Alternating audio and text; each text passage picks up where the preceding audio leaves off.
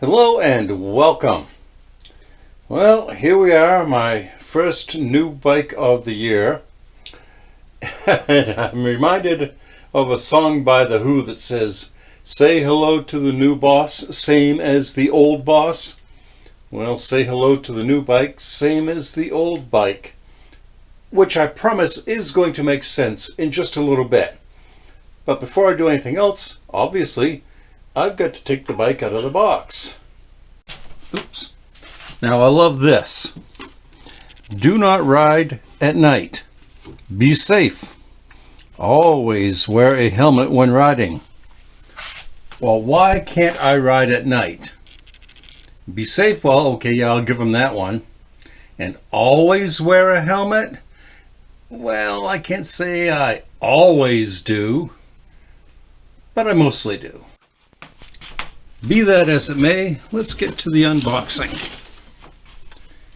Well, you can see already that this is a rather colorful bike. Does that give you any ideas of what it might be? Let's find out.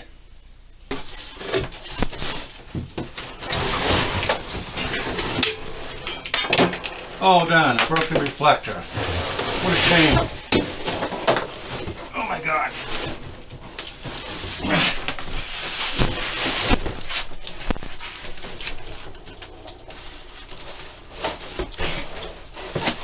It's stuck on it.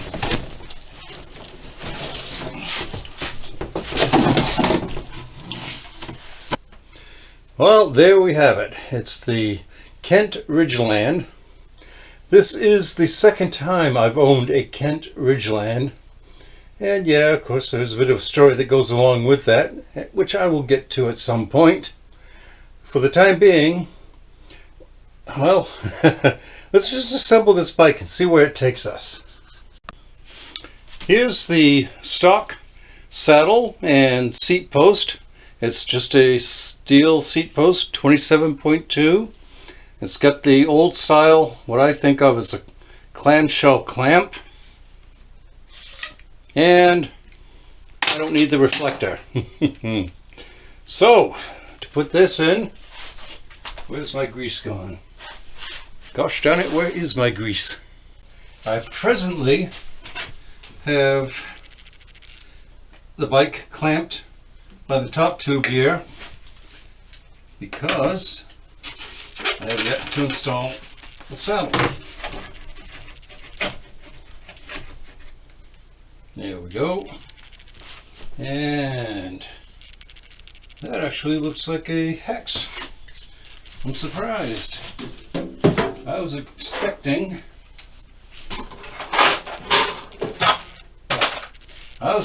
it to be a screwdriver.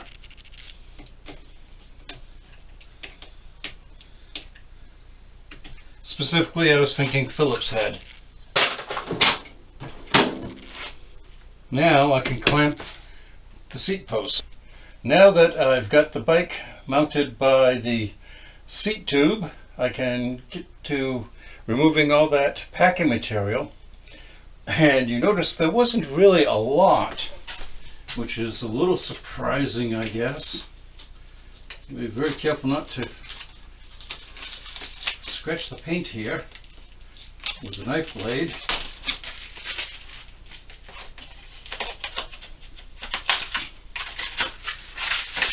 Now, I've had bikes come delivered to the house before. They're usually packed quite well, so this is a little surprising. Or maybe not, I don't know. After all, I got this from Walmart. And it's not the first time that I have had the Kent Ridgeland, as I alluded to. About 5 years ago, I had one that I bought off the showroom floor, and I made a few changes to it. Nothing spectacular. And I did like the bike. It was a good bike, and it was fun as far as, you know, these single speeds can be in a hilly environment. Yeah, we got some grease here, although in fairness that might have been from me. And I rode it for about a year, and then I donated it to a veteran. He lived in a housing complex for formerly homeless veterans at the VA facility. The thing is, he lived on one end of the campus and all his stuff was on the other end, and he needed a way to get around, so I gave him the bike, and I never regretted it. I was somewhat less than thrilled with the single speed part of the bike at the end of my ownership, but I have plans for this, which I'll get to momentarily. I keep saying that, momentarily this, momentarily that. Well, alright, here's the thing. My neighborhood is very hilly, not really a lot of fun on a single speed, but I think that I can make good use of this on my local rail trail, which is largely flat.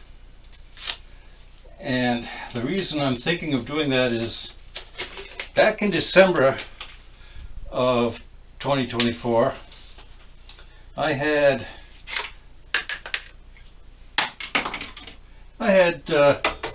walking pneumonia and 2 rounds of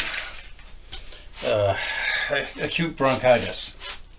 And I still don't feel like my lungs are completely back to where I'd like them to be. And so I thought, well, you know, I'll try the rail trail. And I took my my really nice Trek Domani out on it and thought, well, you know, why not build a bike specifically for the rail trail? This is going to be it. Come on, get off of there.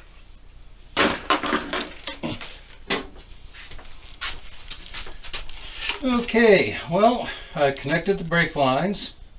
Have not yet tightened down the clamps for the brake levers. A little bit of grease.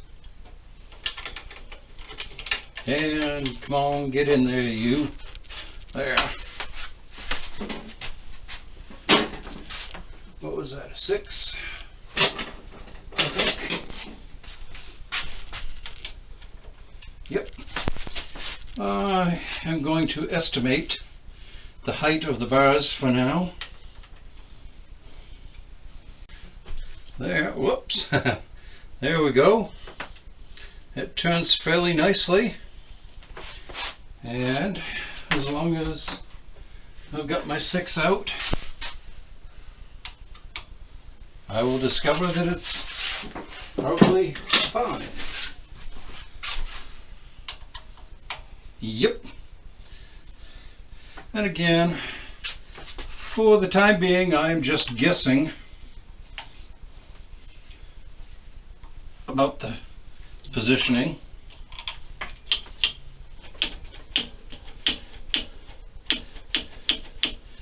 So the front brake works pretty good, and I do have the back brakes working, but I got to show you something. If you have a look at this screw, it's not where it's supposed to be.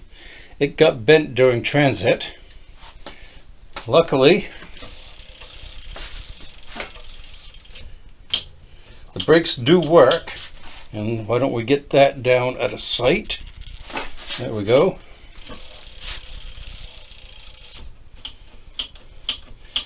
This is not as big a problem as you might think it is, and I'll tell you why. The thing is, I've got these 2 pair of Wake linear pull brakes that I've had, I don't know, a couple of years now, and my intent was to upgrade these stamped steel linear pulls with the Wakes anyway, So that's why this is not that big a deal to me. Okay, well, the bike comes with these, well, I will say it, bottom of the barrel plastic pedals. I have nothing against flats. In fact, that's what I prefer for this bike. What I'm going to do is use these Schwinn flats that came with my old AL Comp, which I gave away to a friend's niece. She's in college and she needed a way to get around, and I tend to distribute a lot of bikes like that, but that's fine. It's my pleasure to do so. And that's a different story. These are not, by any stretch of the imagination, great pedals, but I think they're better than the ones that came with the Ridgeland. Well, now that the bike is fully assembled, let's have a little bit closer look at it than was possible up in the confines of my workshop. One thing is really amazing to me is how nice the welds are on this bike, considering how little the bike cost. And I'll get to that momentarily. Again, that's a little lumpy, but there's no holes in it, no booger welds. It's nice everywhere there's a weld. So here's the thing. I mentioned how nice the welds are compared to the price of the bike. Well, the price of the bike was only $89. That's $9 less than I paid for my first one 5 years ago. And I can't complain. Free shipping and everything. So if you go to the Kent Bicycles website, the list price for this is $179. I'll be honest with you, I don't think I'd pay $180 for this bike, no matter how pretty it is.